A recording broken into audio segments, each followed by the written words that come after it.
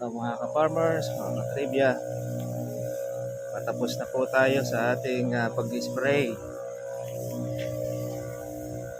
sa ating kalamansi.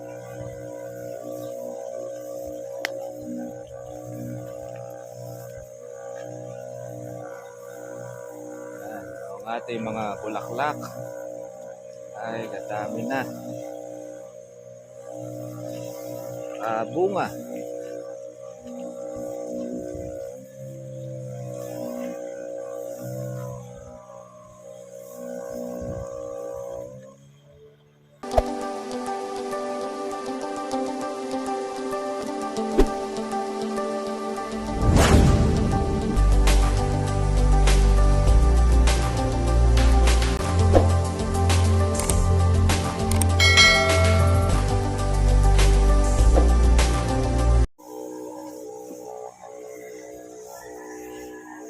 Good morning po sa inyo mga ka-trivia at welcome po sa aking YouTube channel.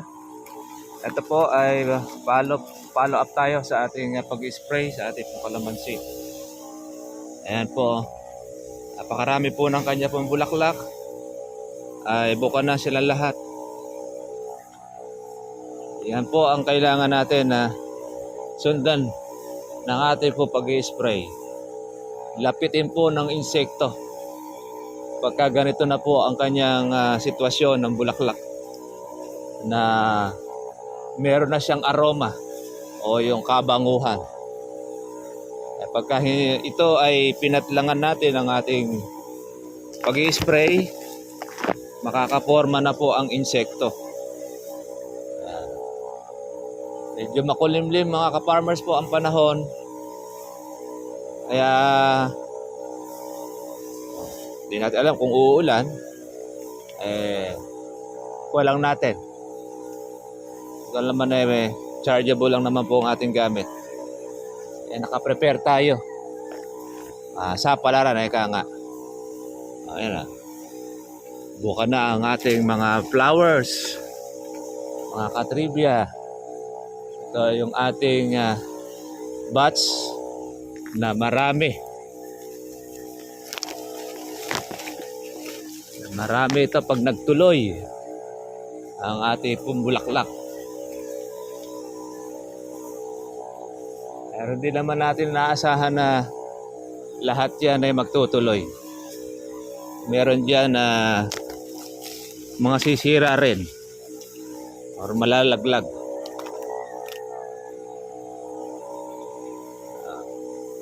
Importante yung majority sana ay buo. Yan ang kagandahan pagka po naaagapan. Ayan o, yung mga lumilipat po ng mga insekto na yan, nangingitlog na sa mga bulaklak yan. Hindi mo mapapansin, habang lumalaki po yung buko, yun, kakaroon na siya ng bukol-bukol sa kalamansi. Dahil sa bulaklak pa lang, mga ka-trivia, iniitlogan na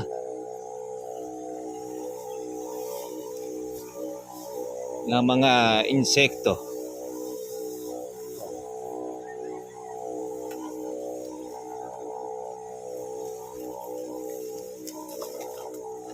Napakaginhawa na pag-aalaga. At alam lang ang ate pong gagawin, pamamaraan.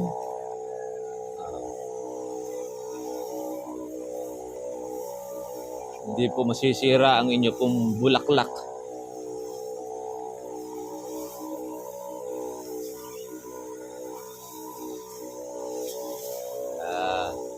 Agap-agap lang sa pag-i-spray, mga ka-farmers.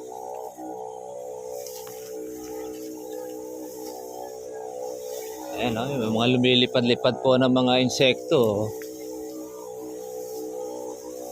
Pagka hindi mo maaagapan yan, ay sorry na lang.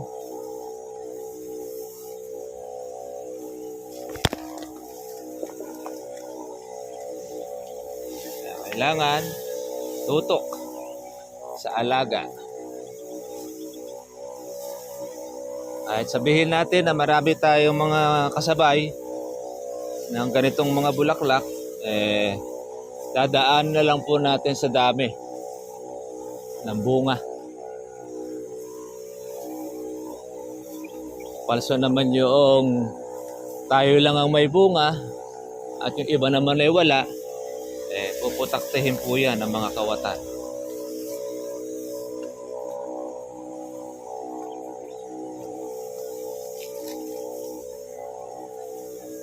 Spray tayo. Mga kapribya. Good morning po sa lahat. Isang makulimlim na panahon. Katuyo lang ito sa dahon natin. At sa mga bulaklak ay okay lang. Kahit na yan po ay maulan. Importante ay maagapan natin. Yung ilalim, yung loob. Mga bulaklak natin kailangan ay matamaan para hindi makaporma ang mga insekto. Sarap po ng mag-alaga ng kalamansi. Kailangan mga katribya, yung pong ginagawa natin ay mahal natin.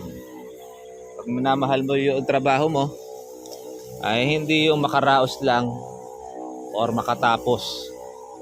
Dapat katrabaho tayo, tiyakin nating okay, pulido. Para noon, meron tayong anihin na maganda o maayos. Ganyan ang pagkakalamansi, ang pagpa-farm. Pagka merong tanong, meron kang hindi alam, hindi ka magtanong. Huwag mo sasarilinin. Ganyan po sa atin. Buti na lang, mayroon tayong YouTube. Mayroon tayong mga tutorial na ipinakikita sa ating mga kababayan. Nakakatulong ng malaki sa mga baguhan. Doon po sa mga eksperto na, hindi na po nangangailangan ng kanya tutorial. Alam na nila yung kanilang gagawin. Ito naman pong ating video ay para po doon sa mga baguhan na hindi alam ang gagawin, kaya nangangapa sila ng pag-aalaga. Ayan, no? Ganda-ganda ng ating bulaklak, mga katribya.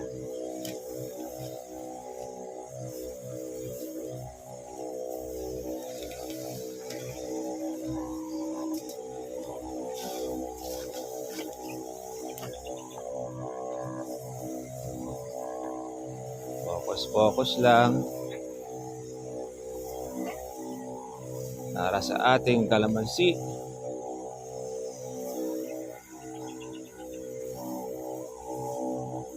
Tsaga-tsaga. Sabi nga, pagka may tsaga, may nilaga. At hindi lang po nilaga, may sinigang. Pwedeng adobo. Depende po mga ka-farmers yan sa inyong sipag.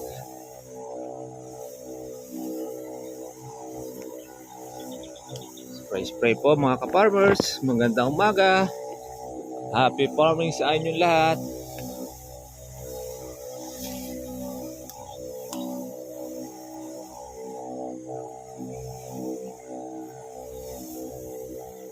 Yan o, yung mga insekto, lilipad-lipad sila.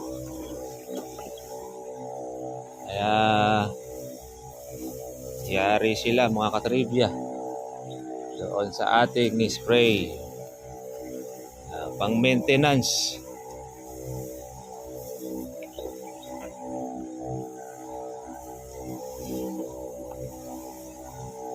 Kaya medyo nalalakas tayo ngayon ng ating pag-i-spray.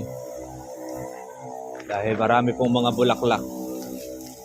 Kaya bawat sulok, loob, kailangan natin ay matamaan. Para hindi sayang ang pagod. Hindi sayang ang alaga. Mahirap magpabulaklak. Maraming gastos. Pataba. Yan, gaya niya to. Yan, lason, patubig. Buti na lang po mga ka-farmers ay umulan. Ayan, medyo nalibre tayo ng ilang patubig sa ating kalamansi. Ayun, pagpapatuloy na lang po ng bunga ang gagawin natin. Pag yan ay natagtag. Bangon-bangon na ng kalamansi natin mga farmers. Yan o. Ginhawa.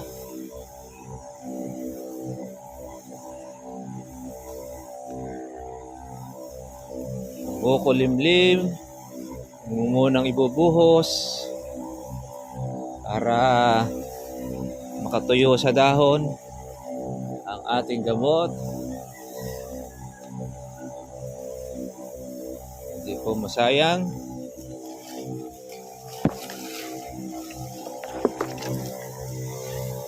Ating gamit.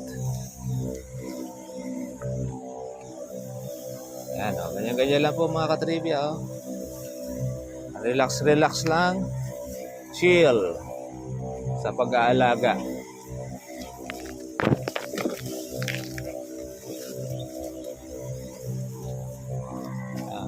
Kaya sikreto mga ka-farmers po ng maraming bunga.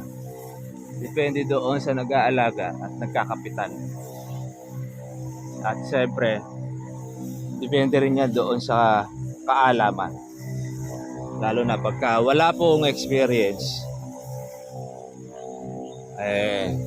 hindi po makakapagpabunga ng marami. Kaya tayo naman, tuloy-tuloy lang ang ating pag-aaral. Kahit po tayo mga ka-farmers po ay makaranasan na sa larangan ng kalamansi, nagtatanong din tayo sa mga marurunong, sa mga magagaling. Dahil hindi naman lahat alam mo. Meron kasing ganon, ayaw magtanong. Siguro, para masabi na wala siyang alam, hindi nagtatanong yung iba. Sabi nga, daig ng mapagtanong ang marunong. Kaya yun naman po ang importante. Kailangan alamin mo lahat. Problema sa kalamansi, paano yung pagpapabunga, insekto. Ayan. Ayan, nasa gamot yan. Nasa timpla.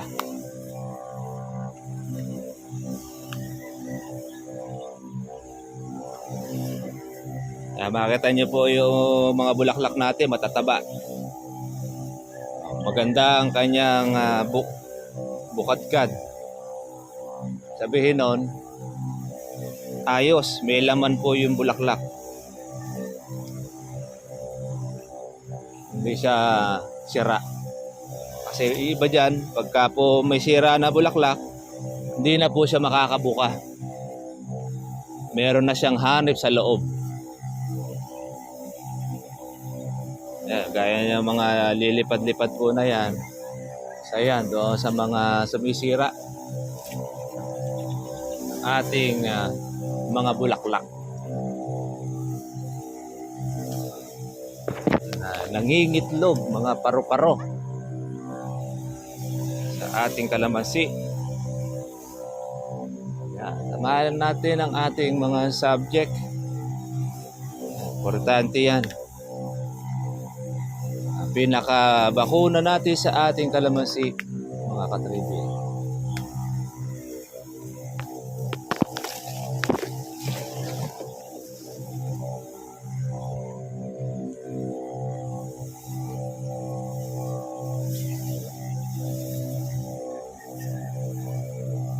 Spray. Mga farmers.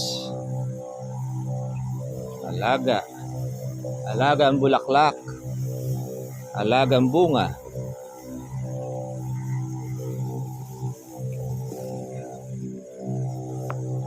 Yung ganito mga farmers na kabukahan, bawal pitasin.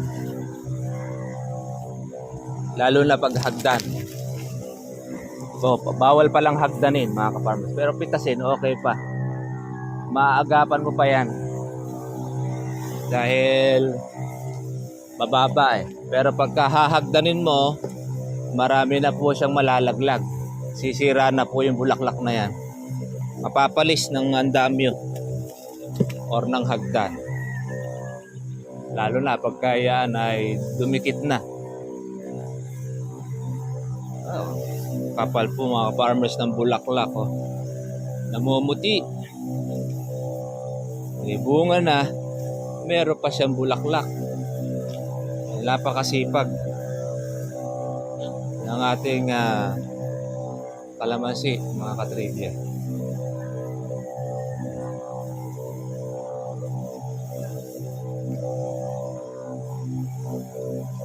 Spray.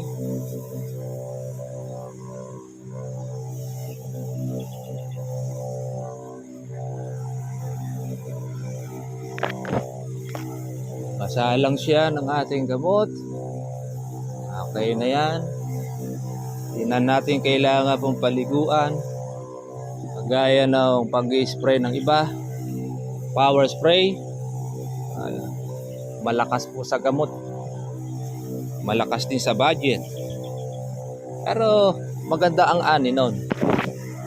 Hanggang sa loob kasi yun ay naabot. I-prepare mo lang po ang budget ninyo.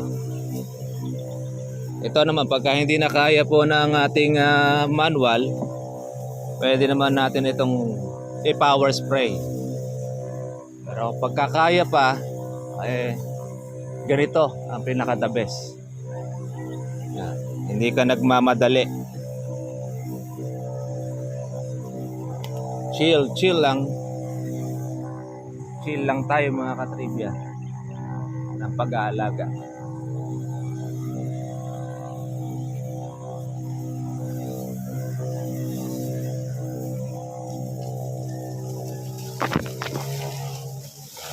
Tapos na po ang ating pag-i-spray.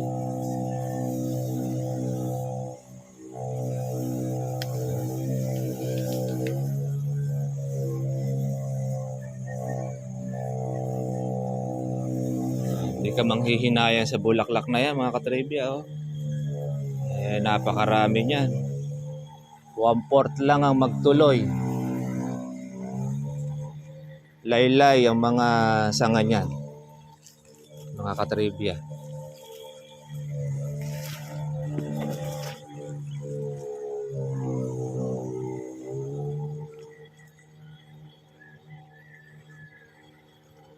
Sinisimuta lang natin po yung gamot. Sayang.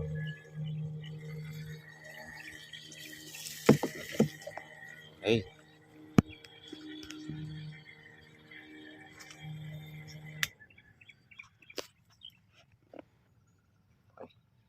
Konti na lang po itong ating spray. Nag-spray na po tayo kahapon dito ng ating kalamansi. Kaya siguro mga nasa 4 na karga na lang ang ating pag-spray. Makulimlim. Sana wag na munang umulan. Para kasi pagka umulan, mga katribya, useless po yung ating pag-spray na yan. Sige.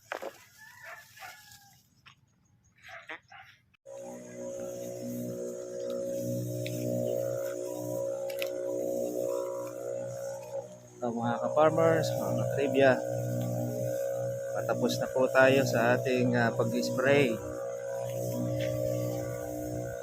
sa ating kalamansi.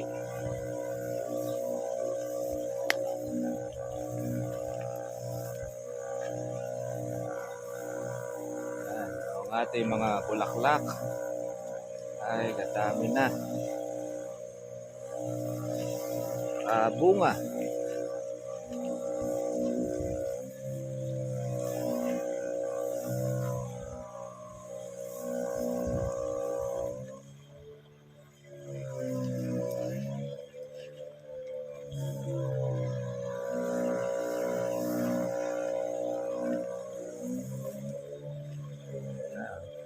Malalaman mo pagka malusog ang bulaklak mga katribya, matataba.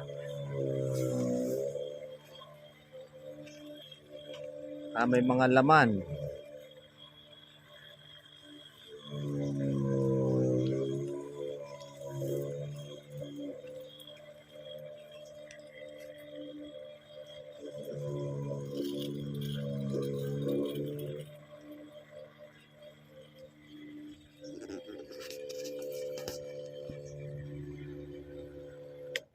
Okay.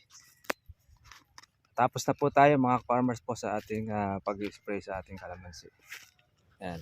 Ito ang isa sa bagay po na pinakamaselan para maging marami po ang bunga ng inyo pong kalamansi. Kailangan po ang bulaklak ninyo ay makabuka tapos makalaman. Siyempre, yan po ang isang bagay po na hindi natin mapabayaan at tayo po ay mapatlangan. Kasi po mga farmers, mapatlangan po tayo ng ating pag-spray. Ayan, dyan na po ngayon sumasalakay ang ating pong mga insekto. Ayan. Pero hindi naman lahat mga ka-farmers po ng bulaklak ay may mga laman. Meron po dyan ay wala rin pong laman, yung mga mahihina. Yung pong mga malalakas, yun po ang magtutuloy dyan. Ayan, yung kumpul-kumpulan na ito mga ka-farmers.